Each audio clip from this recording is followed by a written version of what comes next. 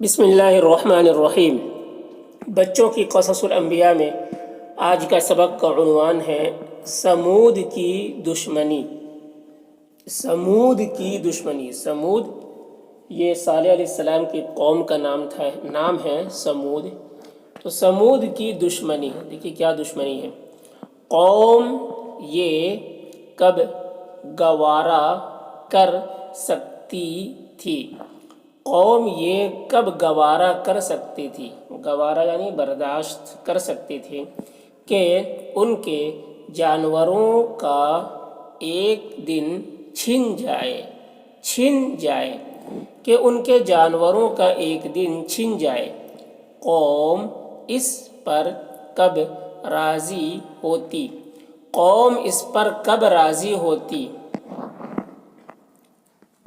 کہ پورے ایک دن ان کے جانور بھوکے پیاسے گھر میں بندھے رہیں، کہ پورے ایک دن ان کے جانور بھوکے پیاسے گھر میں بندھے رہیں۔ وہ اس اونٹنی سے تنگ آ گئے کہ اس کی وجہ سے ہمارے جانور جنگل میں ٹھہر نہیں سکتے، کہ اس کی وجہ سے ہمارے جانور جنگل میں ٹھہر نہیں سکتے اور گھبرا کر بھاگ جاتے ہیں۔ اس کی وجہ سے ہمارے جانور ایک دن بھوکے پیاسے رہتے ہیں۔ اس کی وجہ سے ہمارے جانور ایک دن بھوکے پیاسے رہتے ہیں۔ قوم کے دل پر سانپ لوٹنے لگا۔ قوم کے دل پر سانپ لوٹنے لگا۔ دل پر سانپ لوٹنے لگا کا مطلب حسد ہونے لگا، جلن ہونے لگا۔ ٹھیک ہے، یہ محاورہ ہے، اس طرح بولتے ہیں۔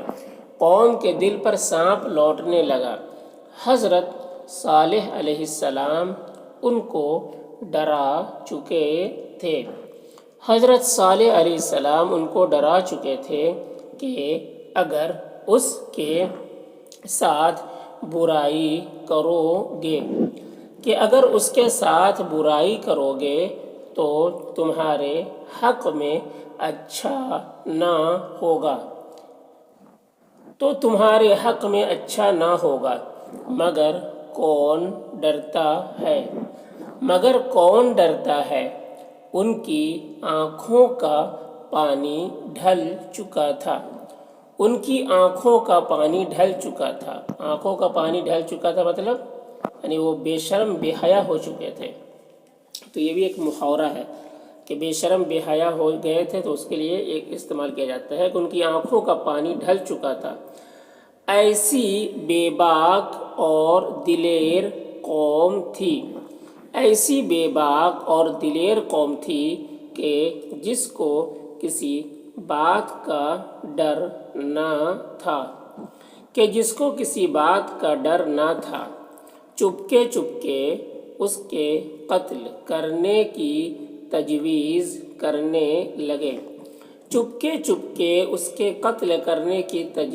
کرنے لگے۔ تجویز یعنی پلاننگ کرنے لگے۔ ایک نے کہا اس کو کون قتل کرے گا؟ دوسرے نے کہا ہم قتل کریں گے۔ تیسرے نے کہا ہم قتل کریں گے۔ پھر وہ دونوں آدمی جنگل گئے اور اونٹنی کے انتظار میں بیٹھ گئے۔ جب وہ اونٹنی نکلی تو پہلے ایک آدمی نے تیر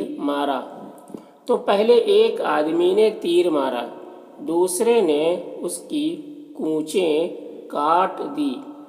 دوسرے نے اس کی کونچیں کاٹ دی.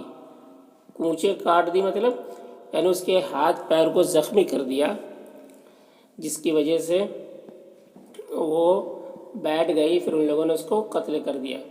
دوسرے نے اس کی کونچیں کاٹ دی اور وہ تڑپ کر مر گئی.